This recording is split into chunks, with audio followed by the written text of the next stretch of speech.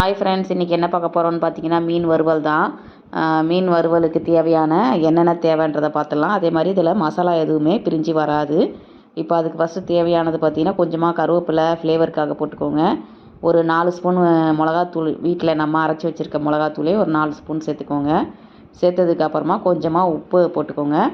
உப்பு போட்டுட்டு வெறும் மிளகாத்தூள் இருக்குது இல்லையா, அது கொஞ்சம் ஒரு 2 ஸ்பூன் சேர்த்துக்கோங்க. இது கலரும் கொஞ்சம் காரத்தையும் கொடுக்கும், அதனால் அதுவும் சேர்த்துக்கலாம். அப்புறம் இஞ்சி பூண்டு பேஸ்ட்டு சேர்த்துக்கோங்க.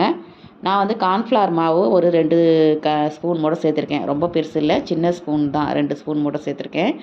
அப்புறம் பார்த்திங்கன்னா ஒரு லெமன் சேர்த்துருக்கேன். சில பேர் தயிர் சேர்ப்பாங்க, என்ன லெமன் இருந்தது, அதனால் நான் லெமன் மட்டுமே தான் சேர்த்துருக்கேன். புளிப்புக்காக கொஞ்சம் லைட்டாக புளிப்பு இருக்கும், அதனால் லெமனை சேர்த்துட்டு நல்லா லெமனை பிழிஞ்சு விட்டுட்டு இதை ஒரு பேஸ்ட்டு பதத்துக்கு நம்ம எடுத்துக்கலாம்.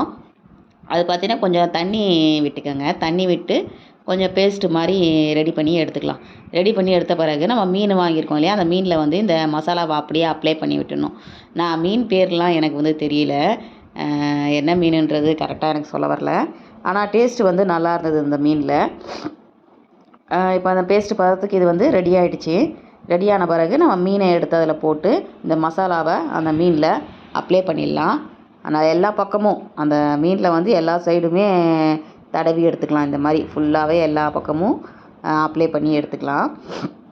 இந்த மசாலா இந்த மீன் வறுக்கும் போது தனியாக பிரிஞ்சு போகாது. இது மீனோடு தான் இருக்கும், அப்படியே தான் இருக்கும், ஃப்ளேவர் உள்ளே தான் இருக்கும். நம்ம நல்லா ஃப்ரை பண்ணி எடுக்கணும். எண்ணெய் நல்லா ஊற்றிட்டு நல்லா ஃப்ரை பண்ணி எடுத்தால் தான் உள்ளே இருக்க மசாலாலாம் நல்லா ஃப்ரை ஆகி வரும். இதை அப்படியே ஒரு 10 நிமிஷம் நம்ம அப்படியே எடுத்து வச்சிடணும். ஏன்னா நான் ஒரு மீன் மட்டும் நல்லா ஃபுல்லாக வாங்கியிருக்கேன், மீதி ஒரு 2 மீன் கட் பண்ணி வாங்கியிருக்கேன்.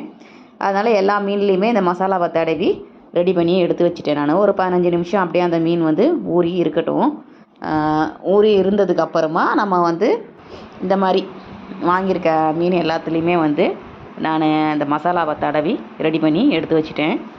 இப்போ நம்ம ஒரு தவாவில் எண்ணெய் விட்டுட்டு எண்ணெய் சூடானவுடனே அந்த மீனை போட்டு நம்ம பொரித்து எடுத்துக்கலாம். ஒரு சைடு ஃபஸ்ட்டு போடுங்க, நல்லா வெந்து வரட்டும். ஒரு சைடில் வெந்து வந்ததுக்கப்புறமா பொறுமையாக இன்னொரு சைடு எடுத்துருக்குங்க ரெடுங்க.